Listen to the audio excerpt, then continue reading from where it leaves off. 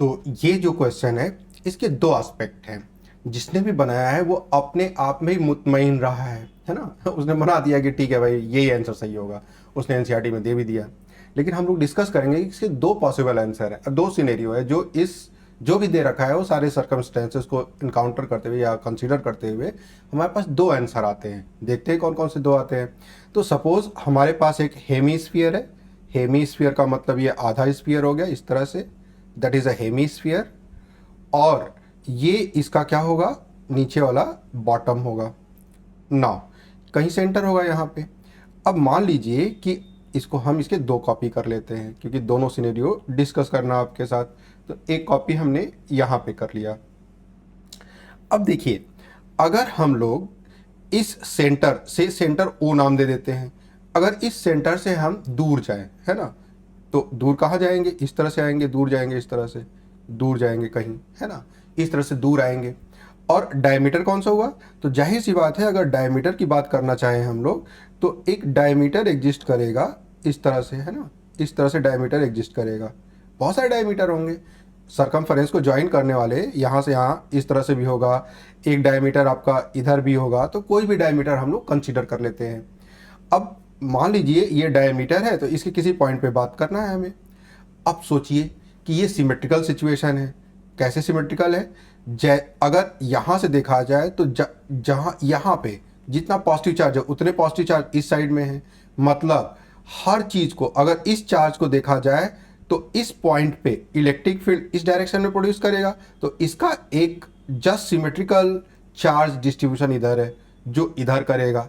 और ये दोनों इक्वल वेक्टर्स हैं तो जाहिर सी बात है कि इनके जो ये वाले कंपोनेंट है परपेंडिकुलर कंपोनेंट है कंसील कर देंगे और नेट इस डायरेक्शन में आएगा, मतलब डाउनवर्ड आएगा।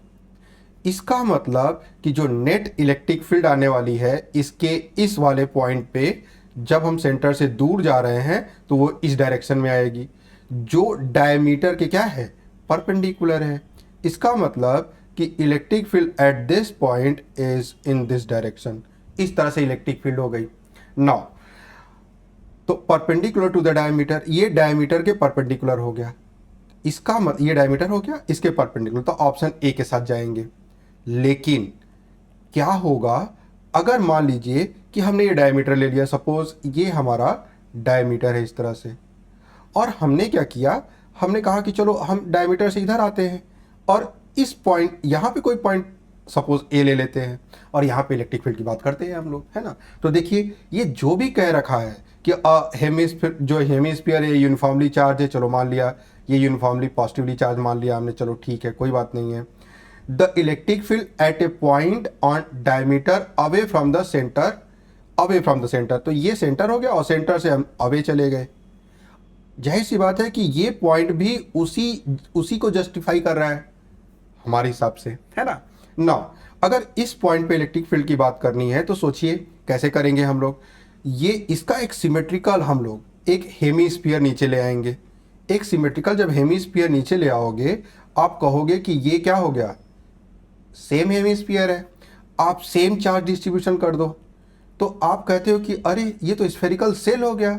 और स्फेरिकल सेल से जब दूर जाते हैं तो नेट जो इलेक्ट्रिक फील्ड होती है पूरे स्फेरिकल सेल की वजह से, वो नेट इलेक्ट्रिक फील्ड किधर होती है, away from the center, center से अवे होती है। That is a net electric field due to the दोनों ऊपर वाला हेमिस्फीयर और नीचे वाला हेमिस्फीयर दोनों की वजह से होगी। लेकिन अब ये सोचिए कि अगर इंडिविजुअल की बात करी जाए, चाहे इसकी बात कर लेते हैं या इसकी बात कर लेते हैं, तो इन दोनों की जो इलेक्ट्रिक फील्ड होगी वो स्ट्रेंथ में तो बराबर होगी इस पॉइंट पे। लेकिन सोचिए किधर होगी, अगर हम लोग इस वाले की बात करें तो उसकी इलेक्ट्रिक फील्ड कुछ इस तरह से आएगी और जो इधर वाले की इलेक्ट्रिक फील्ड है वो कुछ इस तरह से आएगी। और दोनों मैग्नीट्यूड में इक्वल होंगे इसलिए इनके ये वाले कंपोनेंट आपस में कैंसिल कर दे रहे हैं और नेट इधर आ रहा है। आई होप आप समझ में आ रहा होगा जो हम कहना चाहते हैं। लेकिन हमारे पास रियल सिनेरियो क्या है, जो ऊपर वाला हेमीस्फीयर हमारे लिए है, ये वाला हेमीस्फीयर है, ये तो एग्जिस्ट करता है। और अगर एग्जिस्ट करता है तो इसकी इलेक्ट्रिक फील्ड तो इस डायरेक्शन में आनी चाहिए, कुछ इस तरह से आनी चाहिए। और जो नीचे वाला हेमीस्फीयर है उसकी इलेक्ट्रिक फील्ड ऊपर आनी चाहिए इस तरह से, और मैग्नीट्यूड में इक्वल होना चाहिए, है ना। और जो ये एंगल होगा ये एंगल बराबर होगा। लेकिन नीचे वाला स्फीयर तो एग्जिस्ट करता नहीं है, ये नीचे वाला स्फीयर एग्जिस्ट करता नहीं है। और अगर नीचे वाला एग्जिस्ट नहीं करता है तो नीचे वाले की वजह से ये वाली भी इलेक्ट्रिक फील्ड एग्जिस्ट नहीं करेगी। इसका मतलब जो नेट इलेक्ट्रिक फील्ड है वो तो बस ये बची। और ये बताइए क्या हो रही है, ये वाला angle tilted away from the diameter, तो ये डायमीटर हो गया, ये डायमीटर हो गया, और ये एक कुछ एंगल टिल्टेड है, ये अवे जा रहा है, अवे फ्रॉम द डायमीटर है। तो हम लोग ऑप्शन डी के साथ भी जा सकते थे। अब वहां पे आपका दिमाग कैसे काम करता है, एग्जाम टेम्परमेंट में कैसे काम करता है, आप कैसे डिकोड करते हो लैंग्वेज को, तो इसके तो दो पॉसिबल आंसर हो गए ना। ऑप्शन आपका ए भी सही हो गया और ऑप्शन डी भी सही हो गया।